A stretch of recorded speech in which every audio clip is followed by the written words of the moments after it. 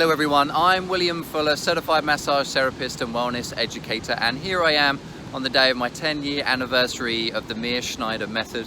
I was here 10 years ago. It was when I first transitioned over from sports science, physical education, moving more into the world of increasing wellness and self-healing. So it's day one today of the teaching class here. And the video that we're going to be following on here is kind of a second part really from the video that I previously did. And that was talking a little bit more holistically about with conditions like retinitis pigmentosa or peripheral vision loss. What I was saying there was that yes, medical science might say that there's no treatment or there's no cure, but there are some things that we can start to address and look at, which I'm noticing that there's another lady here in the course today who has retinitis pigmentosa. And there were two key things that really stood out to me on things that she is already starting to improve within a couple of hours of being here in the class. The first one is that she's starting to learn to relax the tension in her neck and in her shoulders, which if we are looking into something like self-healing or looking to improve ourselves, it's going to be that much harder trying to do it with tension and tightness in the chest and shoulders. So it was interesting because just walking over to the beach here with her, she would tense up her shoulders. I mentioned to her to relax the shoulders and relax, and she would. But then sure enough, 60 seconds later, she was tensing again. And the reason for that, it's a habitual pattern that she's learned to be doing around retinitis pigmentosa. Now, I'm not saying don't be careful if you're out in busy streets or walking around. In theory, if the fight or flight response is triggered, which is what we're going to be looking at number two, the second part here. If that fight or flight response is triggered, which is causing us to tense up, in fact, that's actually making us less aware. And you could, in fact, argue that it's kind of less safe being in and around the world because the brain, I'm trying to think what part of the brain now, the amygdala, that gets overwhelmed when we're in this kind of fight or flight response. So being more relaxed in your body, I'm going to argue, is actually better for you than tensing up and around if you have something like retinitis pigmentosa or peripheral loss. But again, you do want to be safe. I'm not saying don't do that.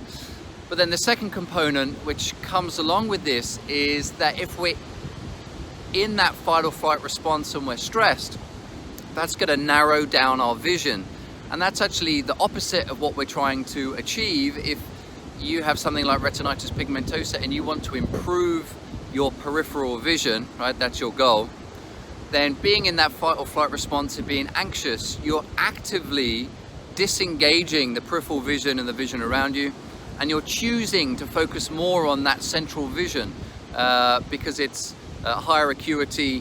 It's going to be more active for you to be able to focus on that. And there's some interesting work with some people in the awareness world that's doing work with things like this. In fact, they're trying to work with anxiety by disengaging the central vision and starting to get you to start to use the peripheral vision as well. So in the first vision, I talked about improving holistically your quality of life if you have something with retinitis pigmentosa. Even if we just say, okay, you can't improve your eyes, we need to wait for a miracle cure from the medical world or gene therapy. Fantastic, I'm all for that. I'll be the first one at the front of the line when that stuff becomes available and it's safe to do that. But what about the things that you have control over today that you can start to work with? So the first thing you can start to work with is your body, reducing the tension. How are you tight with the body when you're in and around the world? For example, I just talked with the lady there who's in the Mears-Schneider class right now. Going into a restaurant, how it's dark, we get anxious. That's not a pleasurable experience. We're going to tighten up around that. And my suggestion was take a step to the side, breathe, relax, give the eyes the grace to start to adjust. And as we were standing there in this darkened room, she noticed her anxiety start to drop down. So the second thing that I'm going to suggest that you can start to work on that's going to improve your quality of life, not necessarily your vision, but your quality of life, is starting to work with that anxious pattern, with that fight or flight response. Your mind or the anxiety is what is going to want to say, but I need this anxiety, otherwise I'm not going to be safe.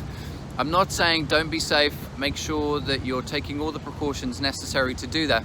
But what I am saying is, what if you could start to enjoy your life a little bit more when you're out and about, if you focused on your breath a little bit more, allowed yourself to be a little bit more aware of the peripheral vision around you, rather than this habitual stress response that we get stuck and caught in there as well.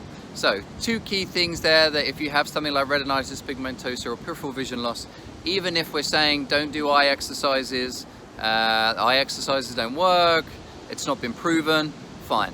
What about the other areas of your life that can start to look at? Number 1, let's look at the body tension. Number 2, let's look at our state of anxiety and fight or flight response that we're in. Notice how closely related those 2 are with one another. A bit of a chicken or the egg. You could obviously say that the mind is creating the anxiety first, and then the body is going to tighten around that. So I guess in theory I should have done that one first. But anyway, I don't want to take up too much more of your time. If you are interested in looking at a more holistic approach to wellness and well-being, check out envisionselfhealing.com. There's also a lot more videos here on the Envision Self-Healing YouTube channel that's going to help you. There's a couple there specifically on retinitis pigmentosa and eye exercises that you could do for that, or with peripheral vision loss.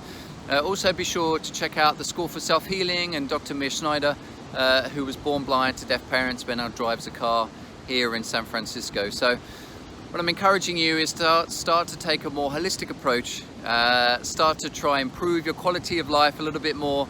Let's enjoy the time that we've got left on this planet. None of us know how long that's going to be. Lots of love to you all, best wishes on your own self-healing journeys, and I look forward to speaking with you soon.